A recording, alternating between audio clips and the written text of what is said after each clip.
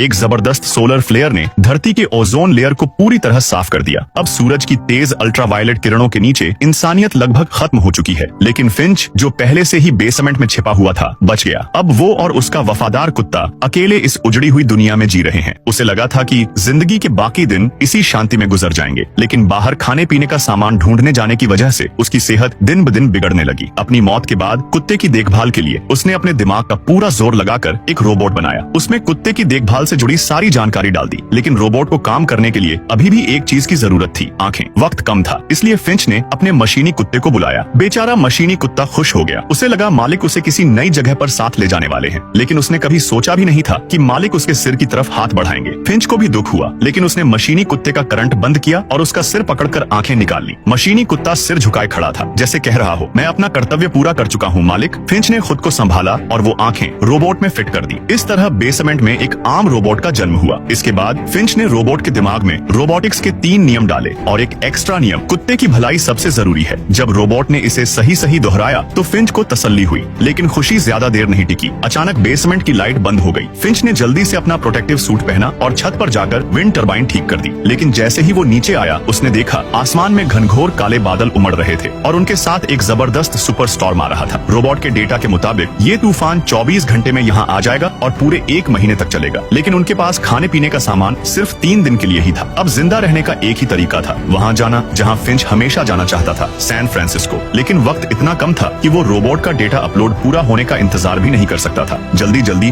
उसने रोबोट को पैर लगाए और उसे चलना सिखाया। शुक्र है रोबोट जल्दी सीख गया। पूरा परिवार अब सफर की तैयारी में जुट गया। इधर मशीनी कुत्ता भी कुछ मदद करना चाहता था, लेकिन आंखें न होने की वजह से इधर उधर टकरा रहा था। तभी फिंच की नजर एक पुराने कैमरे पर पड़ी। उसने वो कैमरा मशीनी कुत्ते पर फिट कर दिया। अब सब सामान बांध लिया गया। 2 इंसान 2 रोबोट, ये पूरा परिवार अपनी आरवी गाड़ी में बैठकर भाग निकला। लेकिन फिंच को पता था ये कोई आसान सफर नहीं होने वाला। उसे लुटेरों से बचना था और साथ ही रोबोट को सिखाना था कि इस बर्बाद दुनिया में कुत्ते की देखभाल कैसे करनी।